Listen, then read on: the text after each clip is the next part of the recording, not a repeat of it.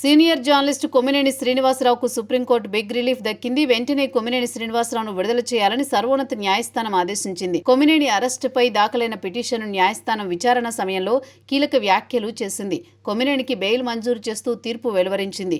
విడుదలకు సంబంధించి అన్ని నిబంధనలు ట్రయల్ కోర్టు ఇస్తుందని జస్టిస్ ప్రశాంత్ కుమార్ మిశ్రా, జస్టిస్ మన్మోహన్ ధర్మాసనం స్పష్టం చేసింది. అదే సమయంలో కొమ్మినేనికి కొన్ని స్పష్టమైన సూచనలు చేసింది.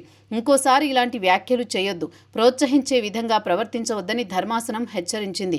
భవిష్యత్తులో జాగ్రత్తగా ఉండాలని సుప్రీంకోర్టు స్పష్టం చేసింది. కేసుల విచారణ వేళ కొన్ని సందర్భాల్లో తాము కూడా నవ్వుతూ ఉంటామని వ్యాఖ్యానించింది. అంత మాత్రాన ఏదో తప్పు చేసినట్లు ఎలా అవుతుందని ప్రశ్నించింది. 70 ఏళ్ల వయసున్న వ్యక్తిని ఎలా అరెస్ట్ చేస్తారని ప్రశ్నించినట్లు తెలుస్తోంది. చర్చలను గౌరవప్రదంగా చేయాలని కోర్టు వ్యాఖ్యానించింది. సుప్రీంలో దాఖలు చేసిన పిటిషన్లో కొమ్మినేని పలు అంశాలను ప్రస్తావించారు.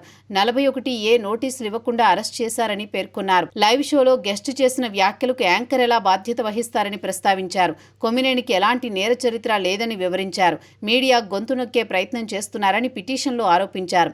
చర్చల్లో భాగంగా గెస్టును కొమ్మినేని నియంత్రించే ప్రయత్నం చేశారని, వాటిని సమర్థించలేదని వివరించారు. 70 ఏళ్లకు పైబడిన సీనియర్ సిటిజన్గా పేర్కొన్నారు. కాగా ఈ పిటిషన్ విచారణ తర్వాత సుప్రీంకోర్టు బెయిల్ మంజూరు చేసింది. దీంతో కొమ్మినేనికి రిలీఫ్ లభించింది.